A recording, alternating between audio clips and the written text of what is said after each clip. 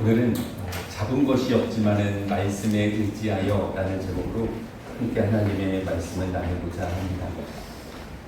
성가대 찬양이 되게 밝고 좋았잖아요. 저는 끝까지 박수를 안 치시면 어떡하나라는 약간 그런 우려스러운 마음이 있었는데 다행입니다. 이렇게 마칠 때 박수를 함께 해주셔서 왜냐하면 성경에 이런 말씀이 있잖아요. 내가 너희를 향해 피리를 불어도 너희가 춤을 추지 않아도 그런 말씀들이 있지 않습니까? 그래서 우리가 함께 찬양할 때 기쁘면 함께 기쁨으로 찬양하고 즐거움을 함께 즐거워할 수 있는 우리 믿음의 식구들이 되셨으면 좋겠다라는 생각을 갖습니다. 오늘 말씀을 우리가 시작하면서 예수님의 공생의 사건을 우리가 잠깐 생각을 해보면 예수님은 인기가 많았을까요? 적었을까요? 인기가 어마무지하게 많았습니다. 너무 많아서 예수님이 가는 곳곳마다 사람들이 늘 붐볐고 사람들과 늘 부딪히는 일들이 많았었다라는 것을 성경은 우리에게 소개하고 있는데요. 그렇게 예수님의 사건 속에 인기가 많았던 이유는 예수님의 만남 속에는 뭔가 아름다운 일들, 성경에서 이야기하고 있는 하나님 중심의 일들이 나타났기 때문이었음을 우리에게 소개하고 있는 거죠. 그러니까 예수님을 만났을 때 그냥 만나고 헤어진 것이 아니라 그 만난 사람들은 뭔가 아름다운 변화를 갖고 있었다라는 것을 우리에게 소개하고 있죠. 그래서 우리 누가복음 4장 40절 41절에 있는 말씀을 읽어보면 예수님의 사역의 단편을 이렇게 소개를 하고 있는데요. 우리 같이 한번 읽어보도록 하겠습니다. 함께 읽겠습니다. 해질 무렵에 사람들이 온갖 병자들을 데리고 나오매 예수께서 일일이 그 위에 손을 얹으사 고치시니 여러 사람에게서 귀신들이 나가며 소리질러 이르되 당신은 하나님의 아들이니이다. 예수께서 꾸짖으사 그들이 말한 걸 허락하지 아니하시고 이는 자기들 그리스도인 줄을 알미러라. 아멘. 자, 예수님의 사건 속에 어떤 일들이 있었냐면 아프고 힘들고 그렇게 온 사람들은 예수님께서 일일이 손에 얹으셔서 그 사람들을 낫게 해주셨다는 겁니다. 또 귀신 들린 사람도 예수님 앞에 오면 그 귀신들이 떠나가는 일들이 있었다라는 것을 우리에게 알려주고 있는 것이죠. 그러니까 예수님을 만나고 나면 뭔가 변화가 있기 시작하는데 이 변화의 목적은 예수님의 말씀을 통해서 말해본다면 무엇이었습니까? 예수님의 모든 기적과 예수님의 모든 사역의 목적은 한 가지밖에 없었죠. 뭐였습니까? 바로 하나님 나라라고 하는 거였다는 거죠. 그러니까 하나님 나라라고 하는 것, 하나님의 통치와 하나님의 다스림을 의미하는 것인데 이 통치와 다스림을 받는 것이 이 사람들에게 실제가 되었을 때는 병든 사람들은 어떻게 된다고요? 낫기도 했고 귀신 들린 사람들은 어떻게 됐다고요? 귀신이 떠나갔다는 겁니다. 이게 하나님이 다스리고 통치했을 때 나타나는 현상들이었다는 거죠. 이 예수님의 모든 사역의 초점은 바로 여기에 있었다는 겁니다. 그래서 예수님은 공생의 기간 동안 늘 말씀하셨죠. 회개하라. 천국이 가까이 오는. 결국 하나님 나라에 대한 목적을 두고 예수님은 사역하셨다는 것이고 그 사역들이 사람들에게 임했을 때는 병든 사람들도 나았고 귀신 들린 사람들의 귀신도 떠나가는 그런 일들이 되었다는 것을 우리에게 알려주고 있는 겁니다. 그러면 오늘 우리가 드리고 있는 예배 가운데도 마찬가지죠. 우리가 이 예배를 드리는 목적은 하나밖에 없는 거죠. 뭡니까? 하나님의 통치와 하나님의 다스림이 우리 각자에게 회복되어지는 무엇을 누려야 되는 겁니까? 하나님 나라를 누려가야 되는 거죠. 저는 저희 믿음의 식구들이 하나님의 나라를 누려가는 거룩한 예배의 시간이 되시기를 주님의 이름으로 간절히 축원합니다. 뭔가 힘들고 아픈 사람들은 회복되어지는 은혜가 있어야 됩니다. 마음이 힘들고 어려운 사람들은 그 마음이 주의 은혜 가운데 뭔가 소생케 되어지는 그런 놀라운 은혜를 경험할 수 있는 거룩한 시간들이 되시기를 주님의 이름으로 간절히 축원합니다. 오늘 그렇게 분주한 예수님께서 예수님의 사람들을 만나는 한 가지 장면들을 우리에게 소개하고 있는데요. 그 게네사렛 호숫가에서 일어난 한 가지 사건이 있습니다. 우리 5장 1절부터 4절까지 있는 말씀을 이어서 같이 한번 읽겠습니다.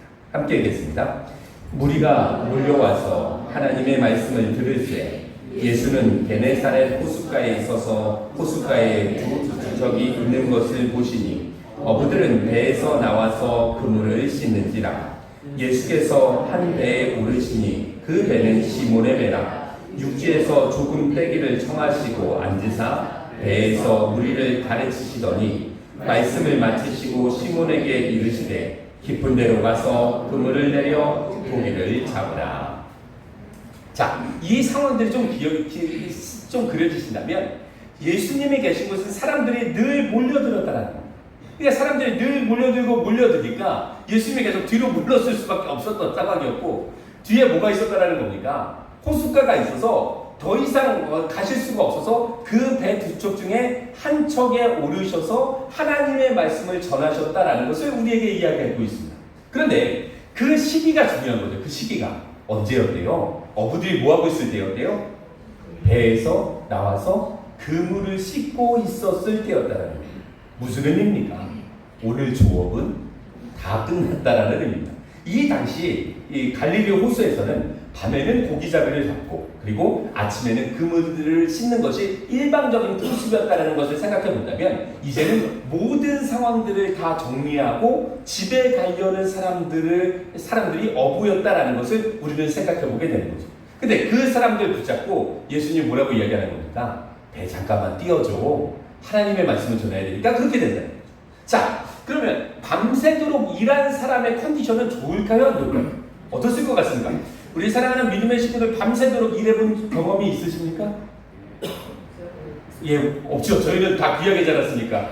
예, 그런 경험, 그런 상황들을 우리가 좀 생각해 본다면 컨디션이 좋을 리가 없을 겁니다. 그러면 예수님의 요청이 귀찮았을까요? 고마웠을까요?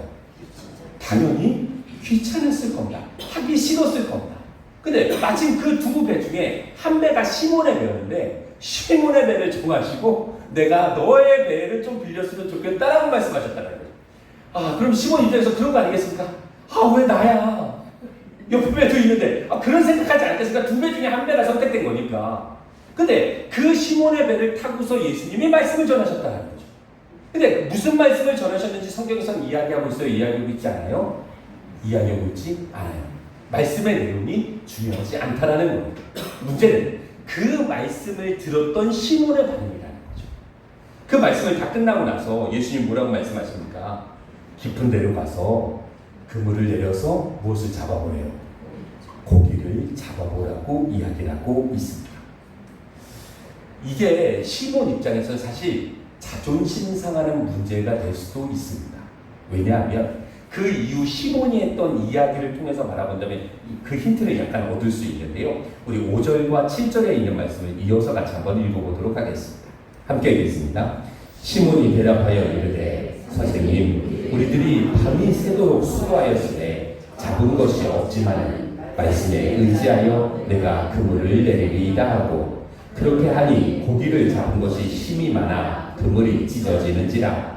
이에 다른 배에 있는 동무들에게 손짓하여 와서 도와달라 하니 그들이 와서 두 배 채움에 잠기게 되었더라. 시몬의 이야기가 이런 거죠. 선생님, 우리가 밤새도록 그물을 던졌습니다.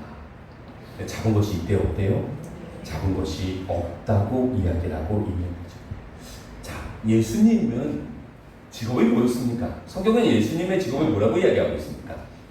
목수라고 이야기를 하고 있습니다. 근데 이 목수가 우리가 하는 나무를 만지는 것들이 아니라 이 당시 시대적 상황을 보면 건축에 대한 전반적인 것들을 다 할 수 있는 사람을 보통 목수라고 불렀다라고 이야기를 하더라고요.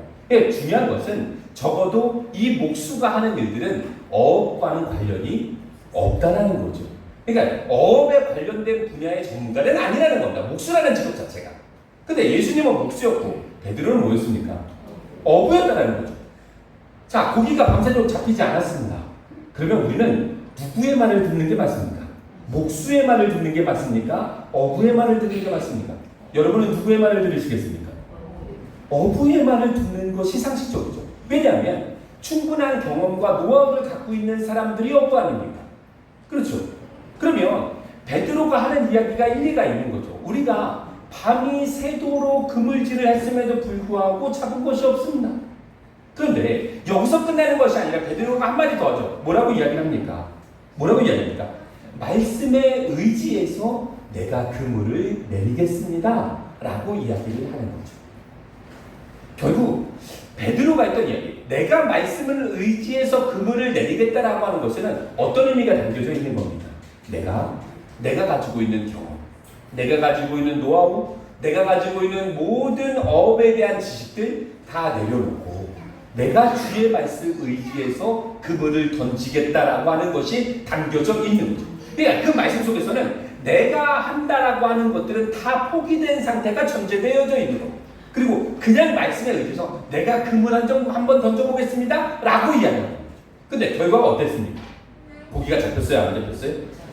밤새도록 잡히지 않았던 고기가 예수님의 말씀을 의지해서 던졌더니 그 그물에 가득 찰 정도로, 찢어질 정도로 고기가 잡혔고, 그 옆에 있고 있던 신원 배에 있는 사람들도 불러서 함께 고기를 잡을 만큼 고기가 많이 잡혔다라는 것을 우리에게 이야기하고 있는 겁니다.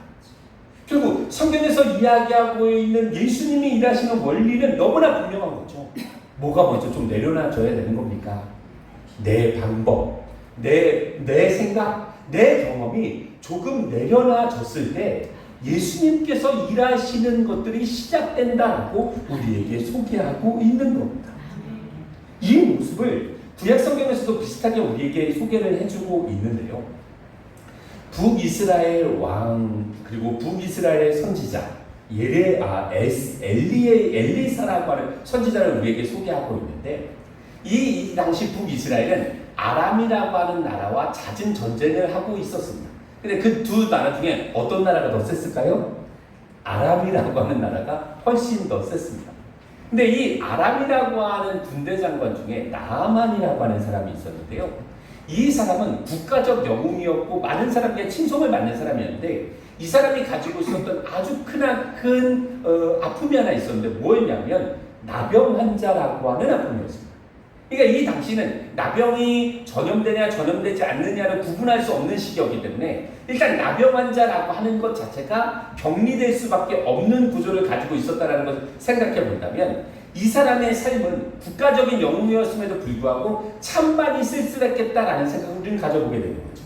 근데 이 사람이 어떤 이야기를 듣게 되냐면, 북이스라엘의 선지자 엘리사를 만나면 이 병이 나을 수 있다는 소식을 듣게 되었습니다. 그리고 그 소식을 들은 즉시 왕에게 허락을 받아서 이 엘리사를 만나러 가게 되어지는 장면을 우리에게 소개하고 있는데요. 엘리사 입장에서 바라본다면 자기와 적대 관계에 있지만 훨씬 더 강한 나라의 군대 장관이 오는 겁니다. 그러면 불편하겠습니까? 편하겠습니까? 당연히 불편하겠죠. 그리고 어느 정도 예의를 갖추어야 되겠다라고 하는 기본적인 마음이 들지 않겠습니까? 그런데 이 엘리사라고 하는 사람이 이 나아만 장군이 왔다는 소식을 들었을 때 이렇게 대우했다라는 것을 우리에게 소개하고 있습니다. 우리 열왕기하 5장 9절부터 11절까지 있는 말씀을 같이 한번 읽어보도록 하겠습니다. 함께 읽겠습니다. 나아만이 이의 말들과 병거들을 거느리고 이르러 엘리사의 진문에 서니 엘리사가 사자를 그에게 보내 이르되 너는 가서 요단강에 몸을 7번 씻으라 네 살이 회복되어 깨끗하리라 하는지라. 나아만이 노하여 물러가며 이르되 내 생각에는 그가 내게로 나와 서서 그의 하나님 여호와의 이름을 부르고 그의 손을 그 부위에 흔들어 나병을 고칠까 하였도다. 자, 재밌죠? 뭐라고 이야기를 합니까? 나아만 장군이 엘리사를 만나러 왔는데 엘리사가 만나주지 않아요. 만나진 않아요. 그리고 그의 사람들을 보내서 전하는 거죠. 어떤 이야기를 전하는 겁니까? 요단강 내려가서 7번 물에 잠그면 당신의 몸이 깨끗해질 겁니다 라는 이야기를 듣게 됩니다. 자, 해결책은 나왔습니까? 나오지 않았습니까? 해결책은 나왔죠. 그런데 누가 기분이 나쁜 거예요? 나아만 장군이 기분이 너무 나쁜 거예요. 왜요? 적어도 한 나라의 장군이 왔으면 나와서 인사라도 하든지, 아니면 하나님의 이름을 부르면서 환부의 손을 얹고 기도하면서 좀 고칠 줄 알았는데 그런 그림은 전혀 나오지 않고 너무나 버릇없게 자기는 나오지도 않고 사람들 보내서 그냥 이 한마디 전하고 그냥 갔다고? 이게 나아만을 너무나 화나게 하는 거죠. 그러니까 해결책을 들었다라고 하는 그것보다 이 속상한 마음이 더 큰 거죠. 그래서 그냥 돌아가려고 했는데 재미있는 사실은 그 나아만의 종들이 나아만을 설득하기 시작하는 거죠. 우리 그 이후에 있는 장면 13절 14절을 같이 한번 읽어볼 텐데요. 우리 같이 한번 읽어보도록 하겠습니다. 그의 종들이 나와서 말하여 이르되 내 아버지여 선지자가 당신에게 큰일을 행하라 말하였다면 행하지 아니하였으리이까. 하물며 당신에게 이르기를 씻어 깨끗하게 하라 함이니까 하니 나아만이 이에 내려가서 하나님의 사람의 말대로 요단강에 7번 몸을 담그니 그의 살이 어린아이의 살같이 회복되어 깨끗하게 되었더라. 이렇게 이야기를 하고 있습니다. 그 종들이 말리는 거죠. 뭐라고 이야기를 합니까? 아니 그냥 내려가서 몸 담그라는 건데 그냥 한번 담가 보십시오. 그냥 기분이 좀 나쁘더라도 그냥 한번 담가 보십시오라고 이야기했다는 거죠. 그러니까 요단강에 내려가는 나아만 장군은 지금 기분이 좋아요, 안 좋아요? 기분이 좋을 리가 없는 거죠. 기분 너무나 상해 있고 너무나 불편한데 그냥 종들이 하라고 너무나 안달복달하니까 그냥 내려가서 7번을 잠근 겁니다. 그러니까 좋지 않은 마음으로 하는 거예요. 그러니까 말씀에 순종한다라는 거 빼놓고는 좋은 게 아무것도 없는 거죠. 그런데 뭐라고 이야기하고 있습니까? 하나님의 사람의 말대로 요단강에 7번 물을 담갔더니 그의 피부가 어떻게 변했대요? 어린아이의 살같이 회복돼서 깨끗하게 되었대요. 좋은 피부를 갖고 싶으신 우리 믿음의 친구들이 있으십니까? 네. 여기저기서 아멘의 소리가 그런 거죠. 근데 다른 방법이 아니었다. 그냥 나만 하고는 불편한 거예요. 뭔가 내가 하나님의 말씀에 순종해야지 그런 것도 아닌 거예요. 그냥 종들이 너무나 안달복달하니까 어쩔 수 없이 내려가서 몸을 7번 담갔을 뿐인데 그 담갔다라고 하는 그 순종함으로 인해 나아만은 깨끗한 피부를 얻게 되었다는 것을 성경은 우리에게 이야기해주고 있죠. 그리고 이 이후에 나아만은 누구를 섬기는 사람이 됐을까요? 하나님을 섬기는 사람이 되었다는 것을 성경은 우리에게 이야기해주고 있는 겁니다. 그러니까 결국 나아만도 마찬가지죠. 하나님의 말씀에 하나님의 사람이 했던 그 말씀에 의지해서 그냥 내려간 겁니다. 그냥 순종한 겁니다. 근데 그 순종함 속에 하나님은 일하심이라고 하는 놀라운 열매들을 나아만에게 허락해 주셨다라고 우리에게 이야기해주고 있는 것이죠. 결국 하나님의 말씀에 순종하는 것, 또 말씀을 드립니다만 내 생각, 내 판단을 하나님 앞에 내려놓는 것을 의미하는 겁니다. 그냥 그 말씀에 순종해서 따라 살아가는 것, 그것이 우리들 가운데 아름다운 믿음의 열매를 만들어낸다라고 우리에게 이야기해주고 있는 것 아니겠습니까? 결국 하나님의 말씀이 우리의 삶 속에 일하시기 위해서는 내 생각, 내 판단, 내 경험이 하나님 앞에 내려놓을 수 있는 전제 조건이 필요하다라고 이야기해주고 있는 거죠. 한 주간 동안 우리 사랑하는 믿음의 식구들 평안하셨습니까? 많은 사람들과 행복하게 화목하게 잘 사셨습니까? 근데 우리의 삶이 좀 그렇지는 않죠. 때로는 누군가는 부딪힐 수도 있고 누군가는 다툴 수도 있는 것 아니겠습니까? 그러면 내가 다투고 내가 뭔가 다른 사람들과 부딪히면 내 마음이 좋아요? 좋지 않아요? 좋지 않아요. 그러면 내 마음은 불편한 상태로 이 예배의 자리에 오게 되는 거죠. 그런데 이 예배를 드리고 났는데 하나님께서 우리에게 말씀하시는 겁니다. 뭐라고 말씀하실까요?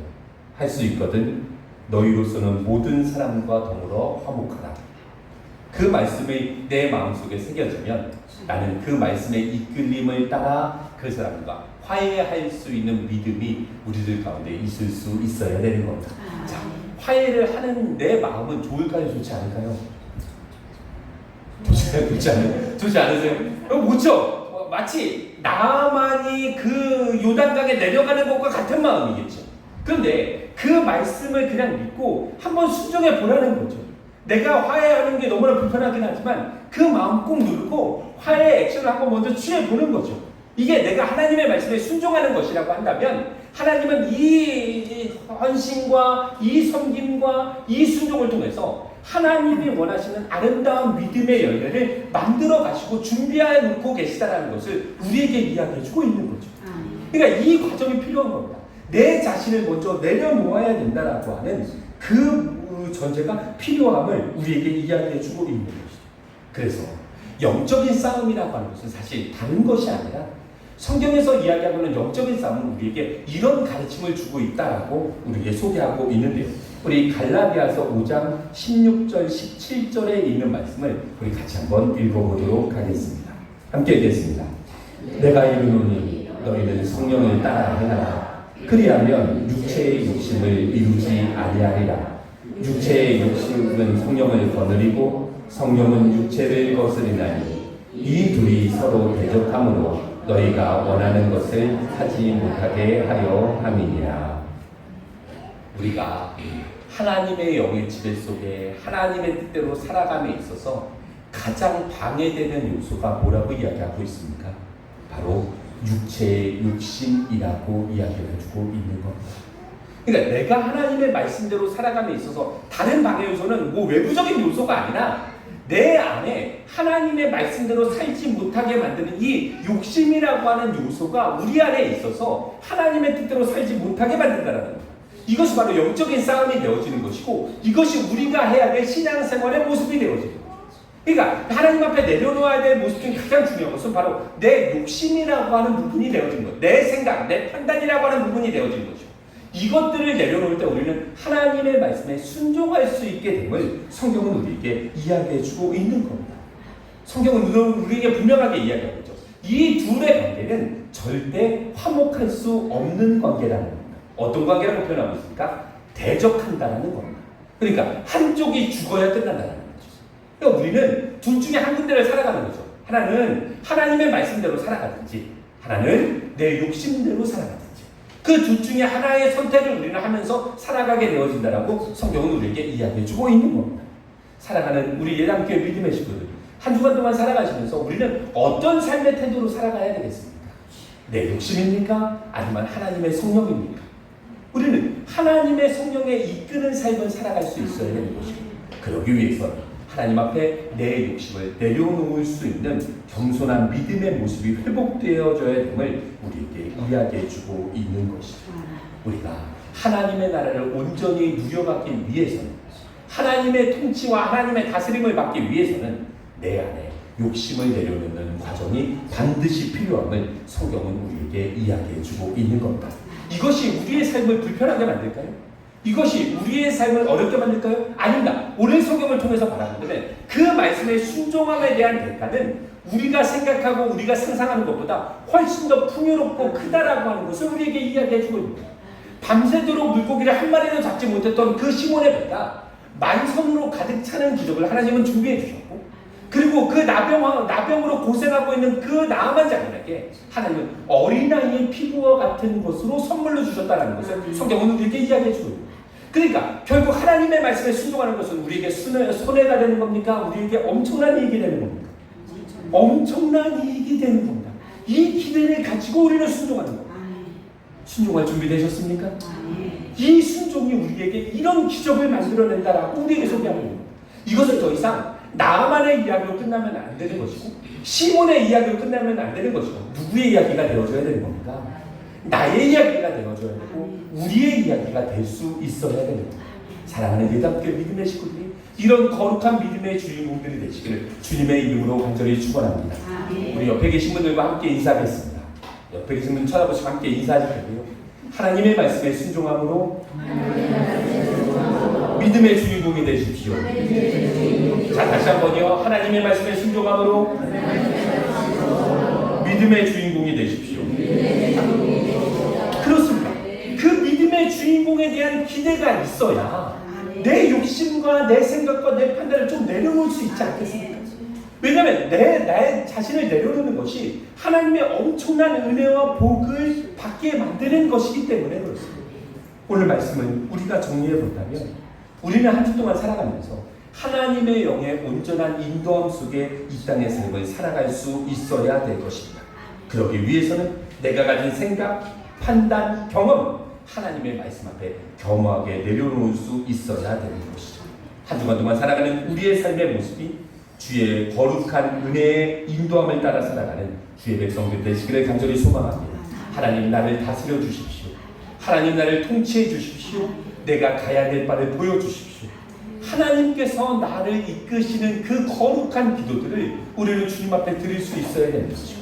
그렇게 주님이 우리 마음을 감동시켜서 우리에게 놀라운 주의 말씀들을 제시해 주실 때 그 말씀에 순종하면서 나아갈 수 있는 주의 백성들이 되어져야 될 것입니다. 한 주간 동안 살아가는 우리 예담교회 믿음의 식구들의 삶의 자리가 하나님의 기적으로 가득 차시기를 주님의 이름으로 간절히 축원합니다. 어떤 기적이 있을지 모르지 않습니까? 어떤 일하심이 있을지 모르지 않습니까? 우리는 다만 순종함으로 나아갈 뿐이고 일하시는 하나님을 기대하면서 한 주간 동안의 삶을 살아가는 거룩한 믿음의 주인공들이 되시기를 주님의 이름으로 간절히 축원합니다. 아멘.